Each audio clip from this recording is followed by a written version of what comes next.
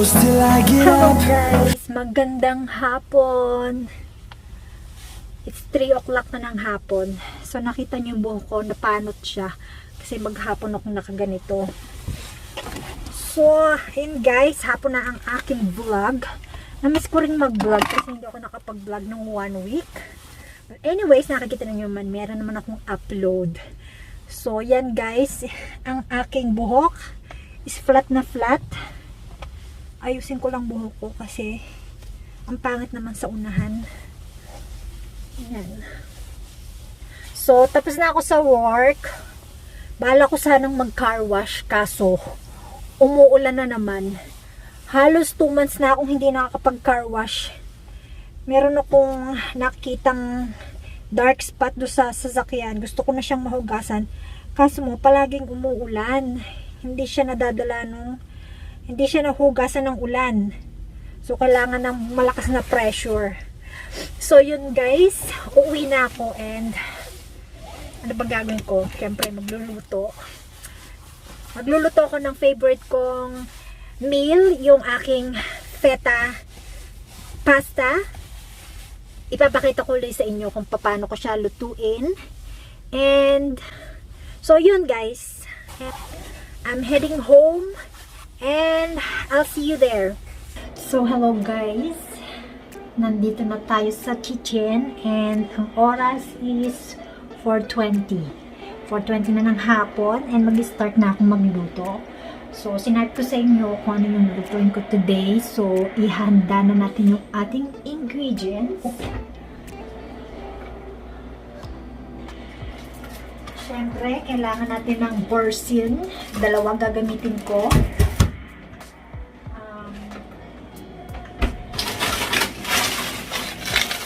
Shrimps.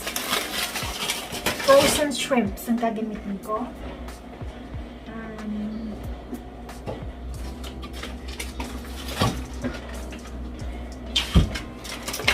Cherry tomatoes. Maybe gagamitin ko is 1.5 kasi 2 yung ganito ko. Dagdagan ko pa kasi masarap maraming kamatis.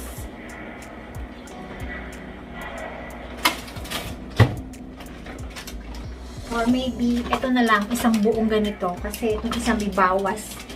Kaya, yun yung isa na lang para full.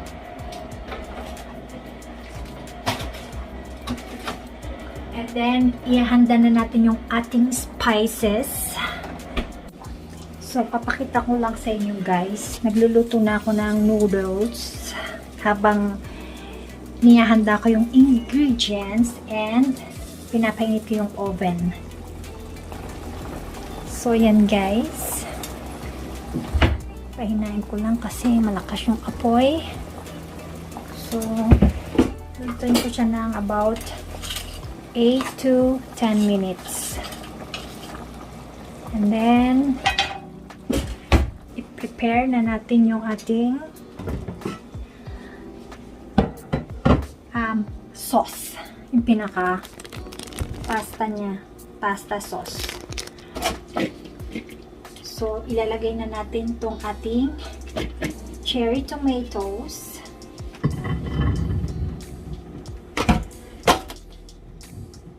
And then, lagyan natin siya ng olive oil.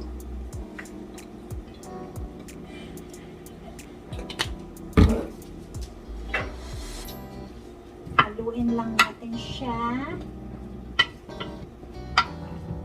Tapos, ilagay natin yung ating boursin. Dalawa yung ilalagay ko para malasang malasa siya. So, lagay natin siya sa gitna.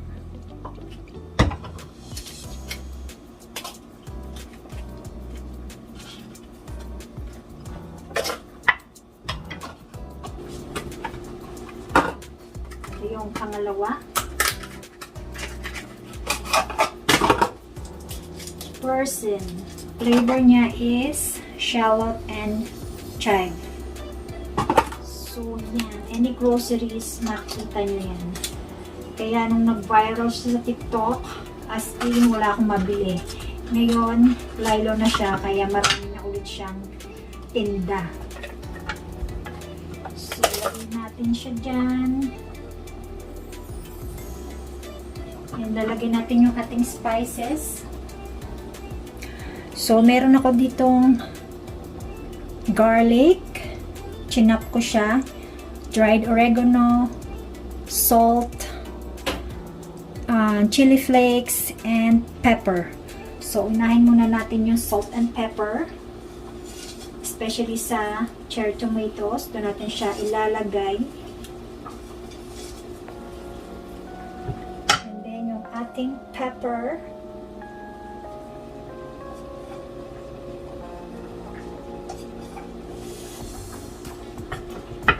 Mix lang natin siya. And then, yung ating lahat na natin yan. And then, yung ating dried chili flakes. Yung ating dried oregano. Mix lang natin siya ng konti.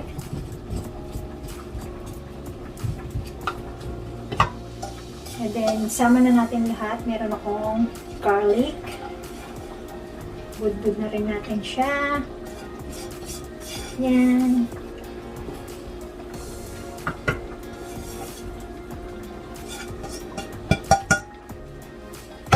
And then, lagyan natin ulit siya ng olive oil, especially dito sa may feta cheese, the boursin.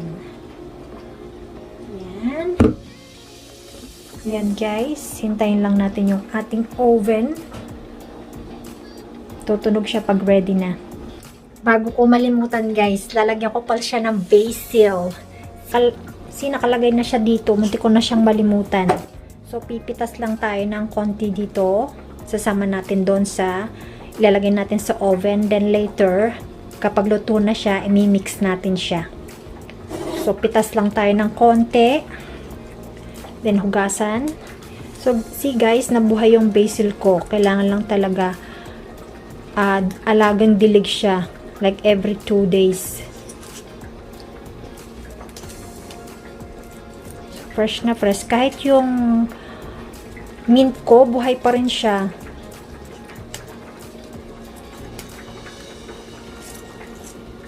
So, yan.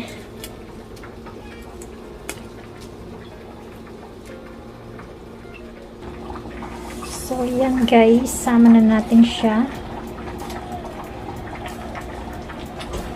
I-mix natin siya ng konti.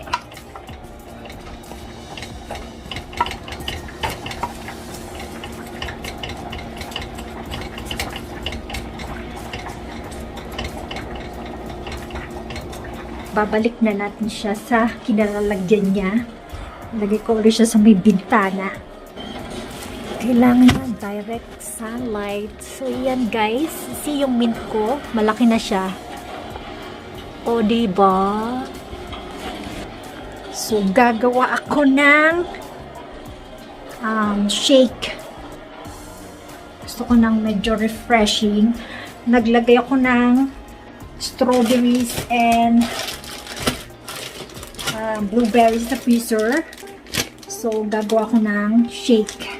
So, kailangan natin si Magic Bullet. Pang single lang to. Yan lang nilagay ko kapag nag-shake ako. So, one ng baso.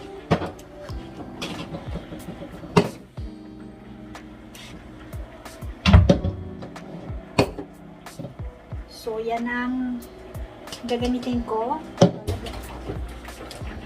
para manamis-namis yung ating shake.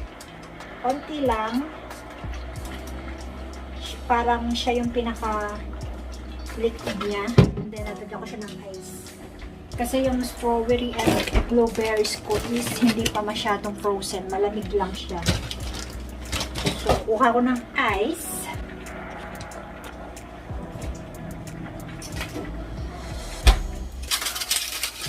Lagyan natin siya ng ice.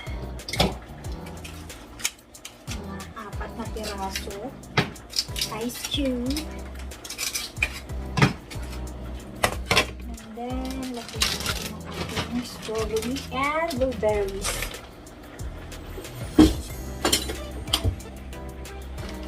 Kasi kanina lang to nilagay. Hindi pa siya masyadong yellow. And, lalagyan ko siya ng peanut butter for more taste. Diba? Healthy. Kung nag-workout lang ako, lalagyan ko ng lalagyan ko ng protein powder. Kaso hindi na ako nag-workout. So, lagyan ko siya ng 1 spoon.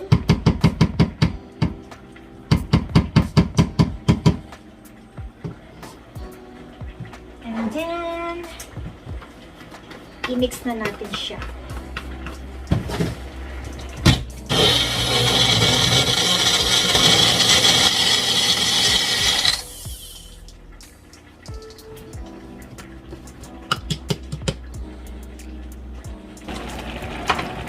So, ready na yung ating oven. Lagyan natin siya and i-set natin siya sa half an hour. And then, yung pasta natin ready na. I-drain na natin siya.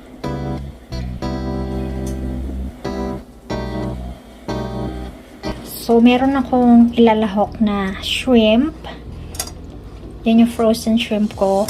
Lulutuin ko siya ng mga 2 to 3 minutes. Iba-blanch ko siya and then tatanggalin ko yung balat. And yung ating feta and cherry tomatoes is luto na. See, kumukulo-kulo pa siya. Imamash natin siya.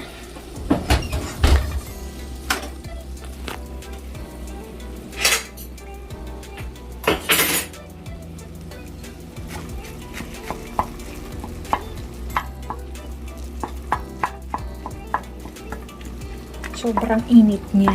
As in, kumukulo pa yung olive oil niya.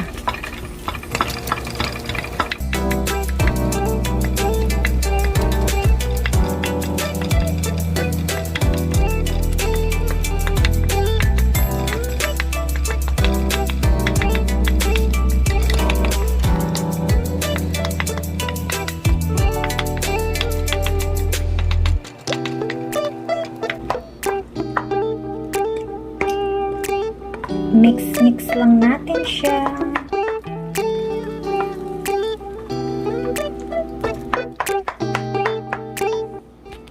Ilagay na natin yung ating pasta. Maglalagay ako dito ng wooden chopping board kasi mainit yung pinaglalagyan. Lipat na natin siya para i-mix na natin yung ating pasta. So, ito guys, ito na yung pasta natin. I-mix na natin siya. So far, ito yung favorite na pasta ko. I can eat this once a week. So, mix lang natin siya. And then, pagluto na yung shrimp natin and nabalatan ko na, lalagay ko lang siya sa ibabaw. Saktong-sakto lang yung sauce and yung ating pasta. Then, lalahukan pa natin siya ng fresh basil sa ibabaw.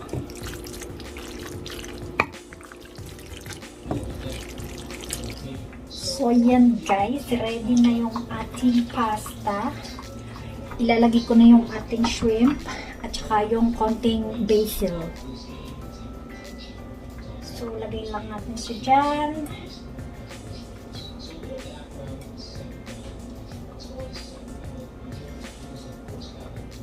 And then, paghalo-haloin lang natin siya.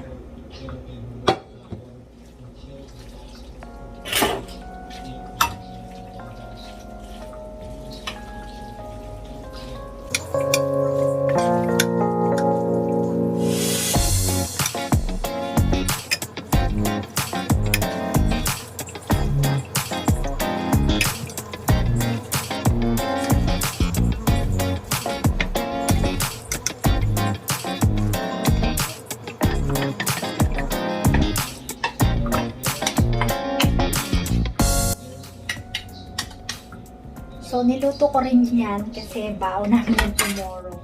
So, ito guys, yung aking finished product. Magbabaon ako nito bukas. And bago ako umalis, magto-toast din ako ng garlic bread. Bukas yun ng umaga bago ako pumasok para hindi siya tumigas. So, yan, ihanda ko na yung baon ko. Lalagay ko na sa container. Ba ang paglalagay natin?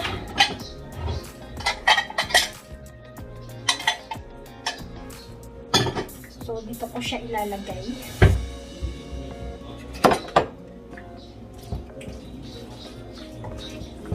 Pakita ko sa inyo.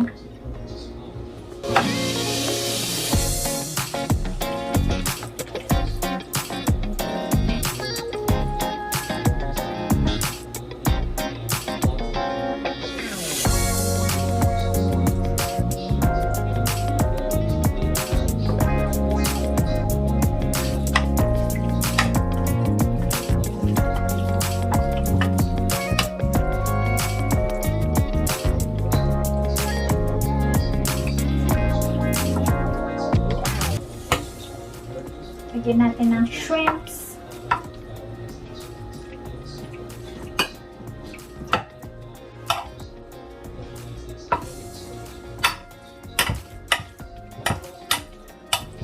Medyo marami pa rin siyang natira. And lagyan natin siya ng Parmesan cheese.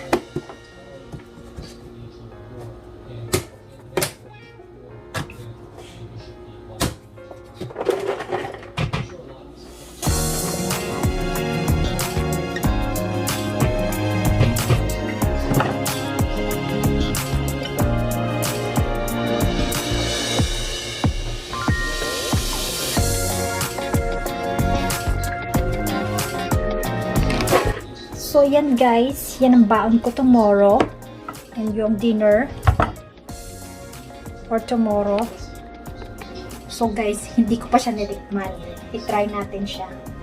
Try natin siya na mayroong shrimps and basil.